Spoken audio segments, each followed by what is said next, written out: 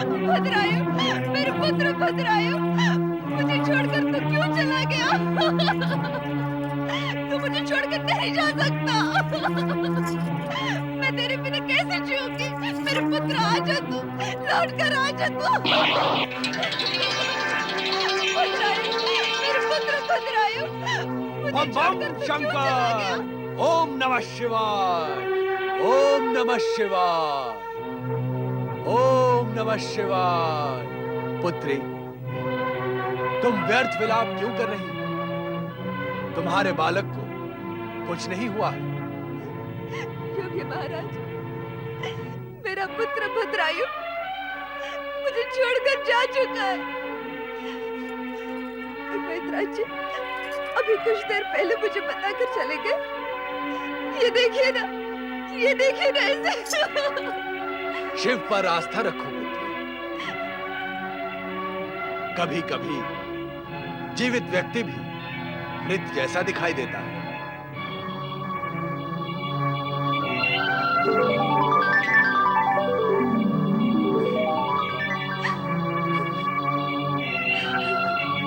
वैद्यराज को भ्रम हुआ होगा पुत्री। देखो, तुम्हारा बालक तो जीवित है। जीवित है? मैं कब से इसके पास बैठी हूँ, क्या इसके जीवित होने का पता मुझे नहीं चलता।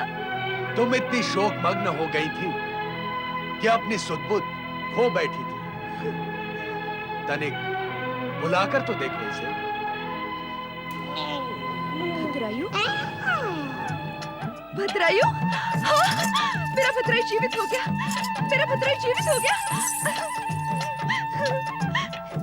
योगी महाराज, योगी महाराज, ये आप ही का चमत्कार है। मेरा वृद्ध बच्चा जीवित हो गया। हमने तो केवल स्पर्श करके इसे सचेत किया है। तुम्हारा पुत्र तो पहले से ही जीवित था। जो भद्रायु वो भला समय से पहले कैसे जा सकता है? तुम्हारे पुत्र की आयु लंबी है, इसका भविष्य उज्जवल है। शिवचरण भैया, धनश्री भाभी, इन महान शिवयोगी के स्पर्श से मेरा भद्रायु फिर से जीवित हो गया। आप धन्य हैं योगी महाराज, आप धन्य हैं। योगी महाराज, सुमति बहन का पुत्र अचानक चल बसा और मेरा मन बहुत दुखी हो गया था। हमारे पुत्र जन्म की प्रसन्नता उस दुख में तब सी गई थी।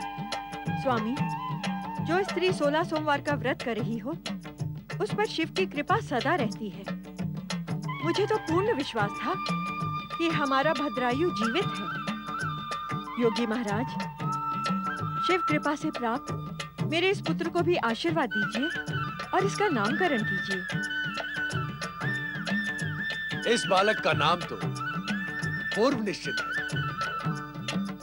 पूर्व निश्चित? इसका नाम पूर्व निश्चित है? आपकी बात हम समझे नहीं योगी महाराज। इस बालक का नाम है सोमदत्त। सोमदत्त? सुंदर, कितना सुंदर नाम है। सोमवार के व्रत करने वाले के पुत्र का नाम सोमदत्त ही होना चाहिए ना? अच्छा, अब हम चलते हैं। प्रणाम महात्मा शिवयोगी। तुम सब का कल्याण हो। बम बम शिव शंकर, बम बम शिव शंकर। हे शिव शंकर, आपकी ऐसी कृपा मुझ पर कि आप इस साक्षात देवर्षि नारद को मेरा शिष्य बनने के लिए भेज दी और मैं मूर्ख आपका संकेत न समझ सका। अहंकार ने मेरी बुद्धि को ग्रस लिया था महादेव। मैं अंधा हो गया था अहंकार में।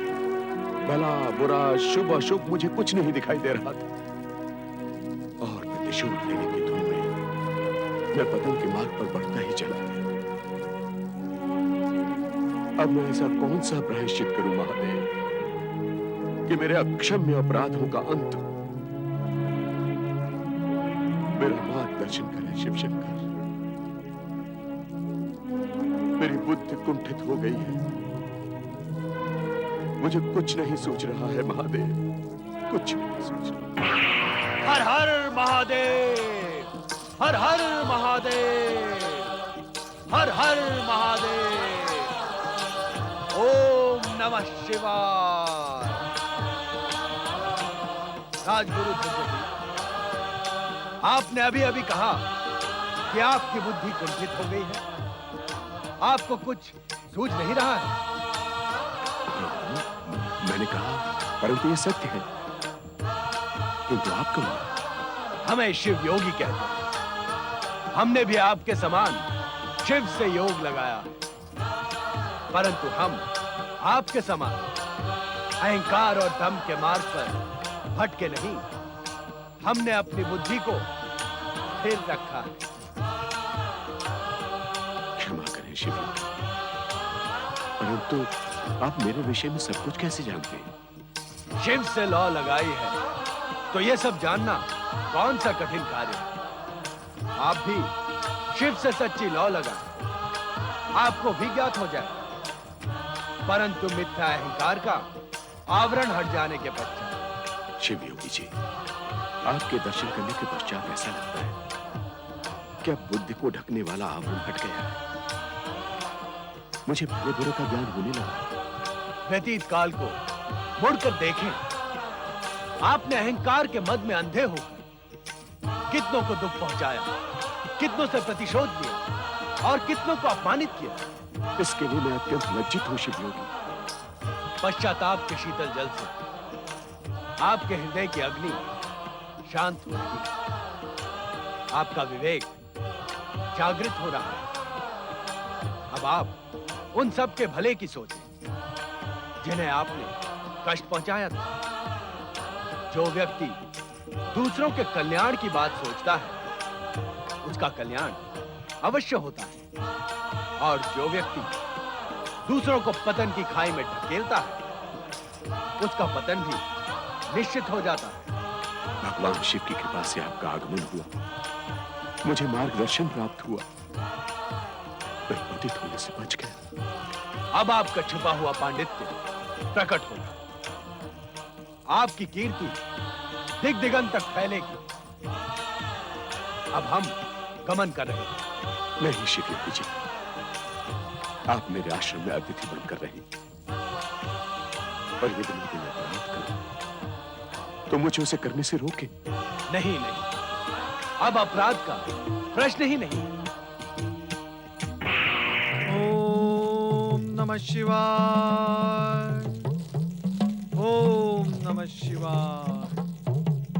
प्रणाम शिव योगी, प्रणाम गुरु ध्रुवजटी। आप तो नारद मुनि हैं। आप मेरे शिष्य बनकर मुझे पाप में मत धकेलिए देवर्षि नारद। देवर्षि नारद? मैं? गुरु ध्रुवजटी, कहीं आप स्वप्न तो नहीं देख रहे हैं? मैं तो आपका वही शिष्य हूँ, भोला भाला अज्ञानी शिष्य बाल ब्रह्मचारी।